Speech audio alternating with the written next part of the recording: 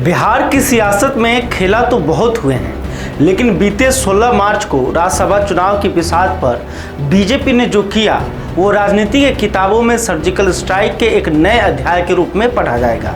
यह स्ट्राइक इतनी सटीक है कि विपक्ष को ऐसा नासूर दिया गया है जिसे ना तो वो ढक पा रहे हैं और ना ही उसका इलाज करा पा रहे हैं। बीजेपी ने विपक्ष को एक ऐसे पॉलिटिकल कोमा में धकेल दिया है जहां आरजेडी और कांग्रेस को पता सब है पर वे कुछ कर नहीं पा रहे हैं। नमस्कार, आप बिहार न्यूज़ टुडे देख रहे हैं। मैं परमवीर सिंह। हम आज जो बात करने जा रहे हैं वो बात नई नहीं है, सब कुछ आप पहले से जानते हैं। बस अब कुछ ताज़ा हालात ऐसे बन गए हैं कि भाजपा की इस राजनीति के बारे में बताने की हमारी इच्छा बहुत तेज हो गई। हम मजबूर हो गए कि इस नए हालात में एक बार फिर से उस पुरानी कहानी को दोहराएं और देखें कि तब भाजपा ने किस सोच और समझ के साथ अपनी ऐसी रणनीति बनाई थी जिसे राजनीति के छात्रों को बहुत बारीकी से देखने और समझने की जरूरत है। आगे बढ़ने से पहले एक बात क्लियर कर दें कि यहाँ हम क्यों सिर्फ बीजेपी के सर्जिकल स्ट्राइक की बात कर रहे हैं। इस पूरे घटनाक्रम में जो भी हुआ उसमें उनकी सहयोगी जदयू भी शामिल हो सकती है, लेकिन राजनीति को जानने वाले जानते हैं कि भाजपा सत्ता पाने के लिए क्या क्या करने में सक्षम है। और इस पूरी कहानी को जानकर आप भी समझ जाएंगे कि दूर की सोच के साथ ऐसी परफेक्ट प्लानिंग आज के टाइम में सिर्फ बीजेपी ही कर सकती है। अब आइए मुख्य कहानी पर चलते हैं। आपको याद होगा कि राज्यसभा चुनाव में बीजेपी और जदयू के दो कैंडिडेट की जीत तय थी, लेकिन भाजपा ने 5वीं सीट पर भी अपना उम्मीदवार उतार दिया। पहले ऐसा लगा कि 5वें उम्मीदवार राष्ट्रीय लोक मोर्चा के उपेंद्र कुशवाहा होंगे, लेकिन बाद में क्लियर हो गया कि 5वें उम्मीदवार बीजेपी के अपने शिवेश राम होंगे।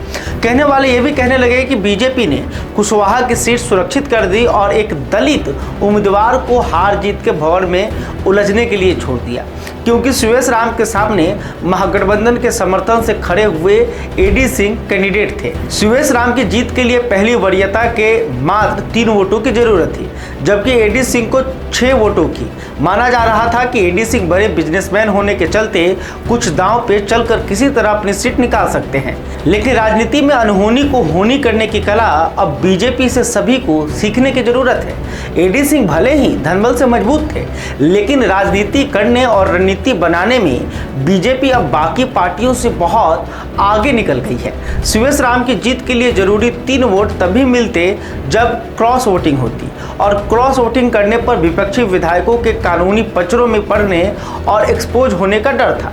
इसलिए चाणक्य नीति के तहत एक ऐसा सधा हुआ प्रहार किया गया कि वोटिंग के एन वक्त पर महागठबंधन के 4 विधायक, जिसमें 3 कांग्रेस के और 1 आरजेडी के विधायक अचानक सीन से ही गायब हो गए।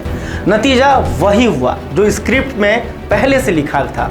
पहले जीत के लिए प्रति कैंडिडेट 41 वोटों की जरूरत थी, वो घटकर 40 पर आ गई।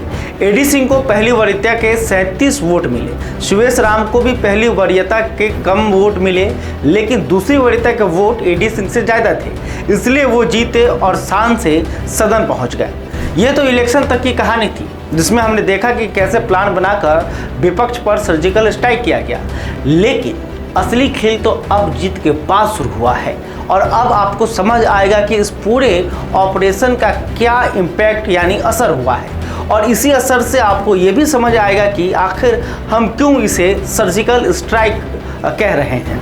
राज्यसभा चुनाव में विपक्ष के जितने विधायक एब्सेंट रहे वो आज कहाँ हैं और क्या कर रहे हैं, इसका जवाब तलाशेंगे तो पता चलेगा कि इनमें से 2 विधायकों को तुरंत इनाम भी मिल चुका है। आरजेडी के ढाका से विधायक फैसल रहमान और कांग्रेस के मनिहारी से विधायक मनोहर प्रसाद सिंह को विधानसभा की समितियों का सभापति बना दिया गया है। इन्होंने सीएम नीतीश कुमार से मुलाकात भी कर ली है, हंसते मुस्कुराते तस्वीरें भी आ गई हैं। इसी तरह कांग्रेस के वाल्मीकि नगर से विधायक सुरेंद्र कुशवाहा भी सीएम नीतीश और मंत्री अशोक चौधरी के साथ दिखे हैं।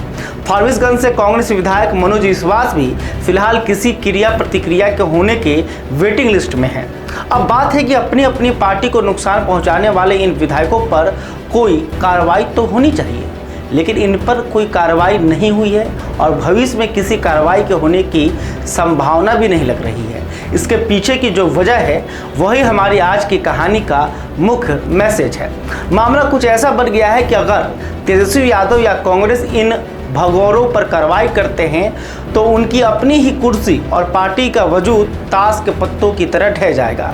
आज आलम यह है कि विपक्षी नेतृत्व लाचारी में अपने ही विधायकों को सत्ता के गलियारे में इनाम पाते देख रहा है, लेकिन कुछ कर नहीं पा रहा है। आइए एक एक करके इसे समझते हैं। आरजेडी सुप्रीमो तेजस्वी यादव के लिए यह स्ट्राइक सबसे ज्यादा दर्दनाक है। बीजेपी ने आरजेडी के विधायक फैसल रहमान को तोड़कर तेजस्वी को एक ऐसे संवैधानिक पिंजरे में बंद कर दिया है जिसका दरवाजा अंदर से ही बंद है, लेकिन तेजस्वी उसे खोल नहीं सकते। वजह कि तेजस्वी यादव अभी विधानसभा में नेता प्रतिपक्ष हैं और इसी नाते कैबिनेट मंत्री को मिलने वाले बंगले, गाड़ी और बाकी सुख सुविधाएं भोग रहे हैं। बिहार विधानसभा में नेता प्रतिपक्ष का दर्जा बनाए रखने के लिए किसी भी दल के पास कम से कम 10% यानी 25 विधायक होने चाहिए और आरजेडी के पास अभी ठीक 25 विधायक है। अगर तेजस्वी बागी फैसल रहमान पर कार्रवाई करते हैं और उनकी सदस्यता जाती है तो आरजेडी की संख्या 24 रह जाएगी। संख्या 25 से नीचे गिरते ही तेजस्वी यादव से नेता प्रतिपक्ष की कुर्सी, रुतबा और मंत्री वाली सुख सुविधाएं, बंगला, गाड़ी छीन जाएगी। भाजपा जानती है कि तेजस्वी अपनी पावर दांव पर नहीं लगाएंगे। अब कांग्रेस की मजबूरी देखिए। कांग्रेस की हालत तो और भी हास्यास्पद है। भाजपा की स्ट्राइक ने कांग्रेस की उस सुस्ती को उजागर कर दिया जो पिछले 4 महीनों से चल रही थी। कांग्रेस पिछले 4 महीनों से अपना विधायक दल का नेता ही नहीं चुन पाई है। जब नेता ही नहीं तो विधानसभा में पार्टी के लिए व्हिप जारी करने वाले सचेतक की नियुक्ति भी नहीं हुई और जब व्हिप ही नहीं है तो विधानसभा में वोटिंग के लिए कोई आधिकारिक आदेश जारी ही नहीं हुआ। यानी राज्यसभा चुनाव में वोटिंग के लिए जब कोई आधिकारिक व्हिप ही जारी नहीं हुआ तो तकनीकी रूप से तीनों बागी विधायकों को दल बदल कानून के तहत अयोग्य घोषित करना नामुमकिन है। बागी विधायकों के पास कोर्ट में खड़ा होने के लिए मजबूत दलील है कि हमें तो किसी ने वोट देने का आदेश दिया ही नहीं था, तो हम दोषी कैसे। एक बात और, भाजपा इतने पर ही नहीं रुकी। चर्चा यही है कि भाजपा को अब कांग्रेस के बाकी 3 में से सिर्फ एक और विधायक की जरूरत है। जैसे ही संख्या 4 होगी, नियम के तहत वे बिना अपनी विधानसभा की सदस्यता खोए भाजपा में विलय कर लेंगे और इससे पहले इन विधायकों पर किसी कार्रवाई का कोई सीन बनता ही नहीं दिख रहा है, क्योंकि आरजेडी जब अपने एक विधायक पर कोई कार्रवाई नहीं कर रही तो कांग्रेस 3 विधायकों पर क्यों कार्रवाई करे। पार्टी के पास अपना यही तर्क हो सकता है। फिलहाल तो आधिकारिक तौर पर पार्टी का यही कहना है कि तीनों विधायकों के जवाब पार्टी के अनुशासन समिति को मिल गए हैं, जिसे केंद्रीय आलाकमान को भेज दिया गया है। अब वो लोग ही निर्णय लेंगे। अब आगे जो भी हो, लेकिन फिलहाल तो बीजेपी ने बिना एक शब्द बोले यह साबित कर दिया है कि बिहार के राजनीति की विरासत पर असली वजीर वही है।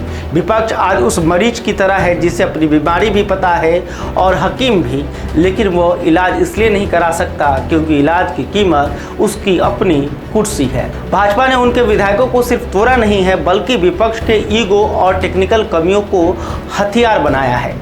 यह वाकई में एक सर्जिकल स्ट्राइक है, क्योंकि इसमें हमलावर को पता था कि विपक्ष के पास ना तो कानूनी ना ही नैतिक तौर पर बचाव का कोई रास्ता नहीं है।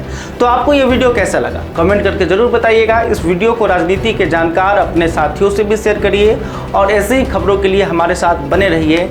बहुत बहुत धन्यवाद। वीडियो पसंद आए तो इसे लाइक और ज्यादा से ज्यादा शेयर करें। हमारे चैनल को सब्सक्राइब करना न भूलें ताकि आपको हर जरूरी खबर सबसे पहले मिल सके। अगर आप किसी खास विषय या मुद्दे पर वीडियो देखना चाहते हैं तो कमेंट करके जरूर बताएं। आपकी राय हमारे लिए बेहद अहम है।